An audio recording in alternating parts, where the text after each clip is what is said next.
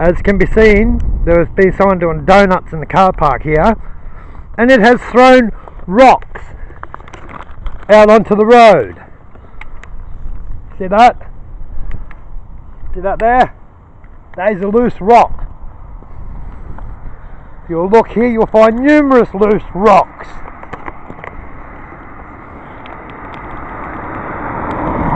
And idiots in cars.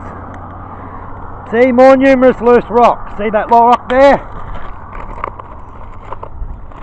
There's a loose rock. See, that's on the road. There's one out here. See that? Everywhere. All because someone has been doing donuts here.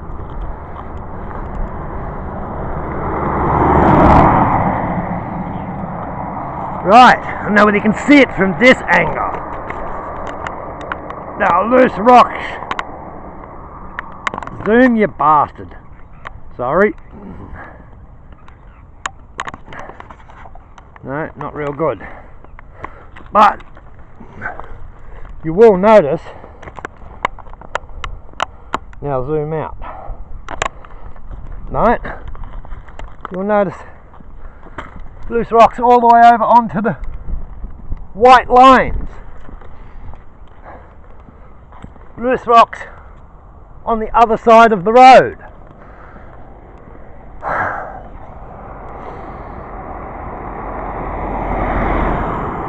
Right? You'll see that tree that I am aiming at now is the one that I hit. You'll see that the car park where people do donuts is right in front of the tree. You will see there's loose rocks all over. Up here I can see them by eye. Don't seem to be showing up on the video camera. Strange. Look, loose rocks everywhere. See? Loose rock everywhere. Now any one of them on a wet road could cause an accident. Look at the size of this one. Massive gravel. Look, 3 bits at once. Look at that. That's loose gravel all over the road. And this is what the officer calls a slight curve. Right? Mr. Officer Neil calls a slight curve that would have nothing to do with the accident. Now even me from here, my brother used to build roads. I can see that the lay of this road is wrong. On a curve, what is on this video, the right hand side should be higher. The water will run off the left hand side. My brother used to make roads. I know this to be true. Anyone who cannot see the fact that this road has been designed by a complete moron, there's something wrong with them.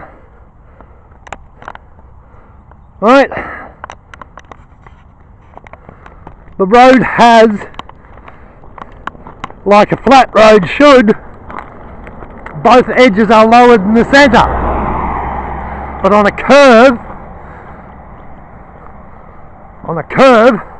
the outside edge, where all the centrifugal force should be higher. Look at a banked racetrack. Look at a banked racetrack. You will see. Right, you was there, coming up over the ridge of the hill. You will see the 50k zone. Before that I was doing 80 and had backed off. The hill acts as a natural brake for the car. Right?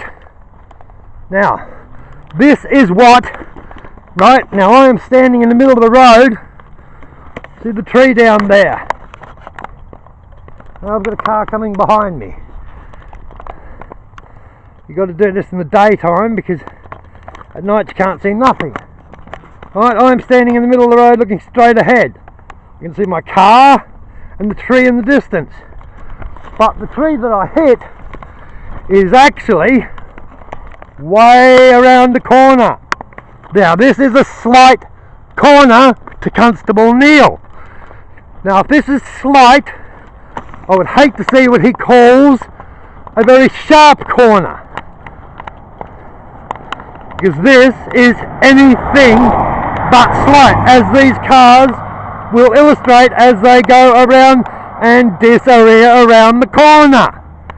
Quite a sharp corner, actually. Probably at 45 degrees, actually. Might actually measure that. But I can tell you one thing, that is far from a slight corner. And the tree straight ahead there is the one I hit. Right? I hit this because of wet road conditions, poor road design, and someone has been doing burnouts in the car park like they have today. I happened to come past today and notice the stones on the road. I used to ride motorbikes. Believe me, I know about this corner. I did not think it would have that much effect on a motor vehicle. I forgot that I was driving a front wheel drive motor vehicle. If that's negligence, then I'm guilty. Right? You'll notice there's a dip here. A dip. The road comes up over a hill and... Sorry, I don't want to put people's cars in the video. You'll see there's a hill up there and the road comes down, right, through a dip and around a very sharp corner. Now, if I had been going straight ahead from where I was, I would have hit over there. But I wasn't. Right, as you can also see, there are no gouges on the road from driving a flat car with a flat tyre. If anyone has ever done that, they will know that when you do that, after less than a kilometre, the metal of the rim, and the rims on the Magna were steel, right? That would have caused gouges in the road, right? Now, from my best knowledge, I blacked out just before the accident. I remember looking down at my speedo. I was doing 50 kilometres an hour. Right, I think it was about here. Right, let me zoom back out. Right, let me zoom back out.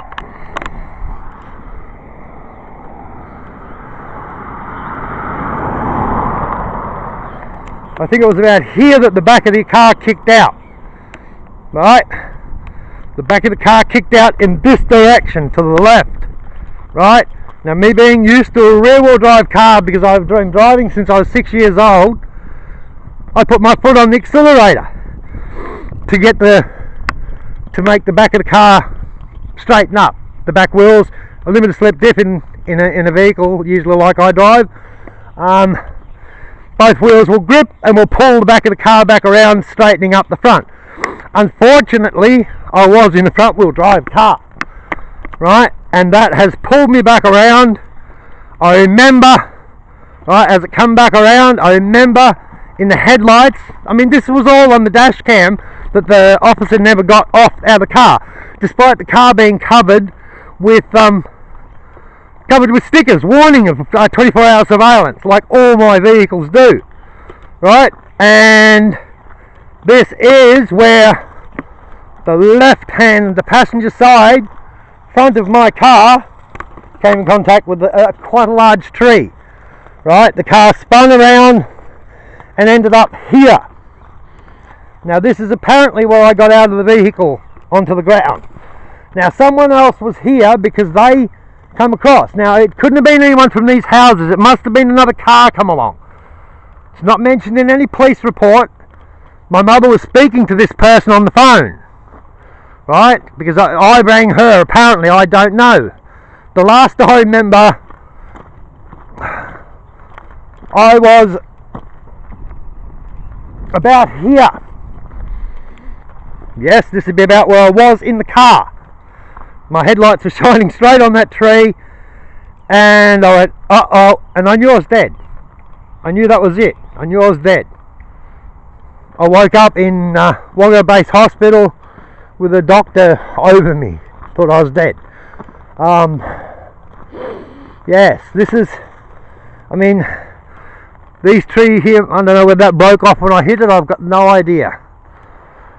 But that's the tree I hit. No matter how I hit it, I was just lucky I hit it as I did, otherwise I would have been dead. I mean, that's quite a solid bloody tree. But as you will see,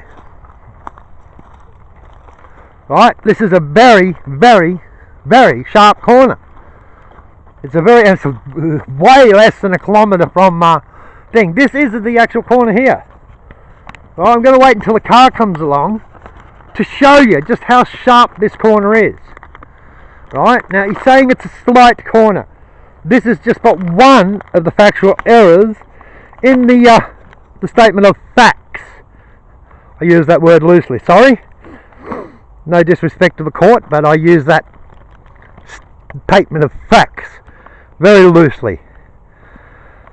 I mean, this is one thing where if they had have come to me and wanted to do a recorded interview, I would have been more than happy. I mean, I had done nothing wrong. Nothing at all. Except go up trying to hunt in the bloody rain. I know I'm allowed to hunt up here. I asked at the Griffith Firearms Centre. I hunt with a bow and arrow. I'm not allowed to have a firearm anymore, so I hunt with a bow and arrow, which is my right. We have feral goats here in Australia. I am a hunter. Right, now this crash not only cost me my business, which took 2 years to build up, cost me my dog. She was put down before I got back from... Here's the sharpness of the corner. Right, this is a slight corner according to Constable Neil. By the time I got back from Wagga Base Hospital, after enduring a couple of trying times over there, I basically annoyed them until they let me back here so I could try and save my dog. I couldn't. Unfortunately, she's gone.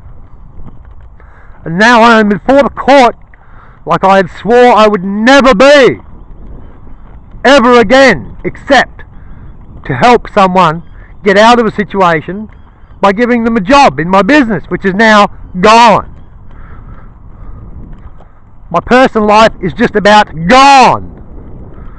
And now I am a few days out from having to go and defend myself at court. Look, you can see where idiots do bloody... Look at the marks. This is what people do here. This is what people do. Look up here. This is what people do here. They do donuts. Put security cameras here. Fix the road. It's in atrocious condition. Look. Burnouts all the way along. Burnouts, burnouts, burnouts. And here, more.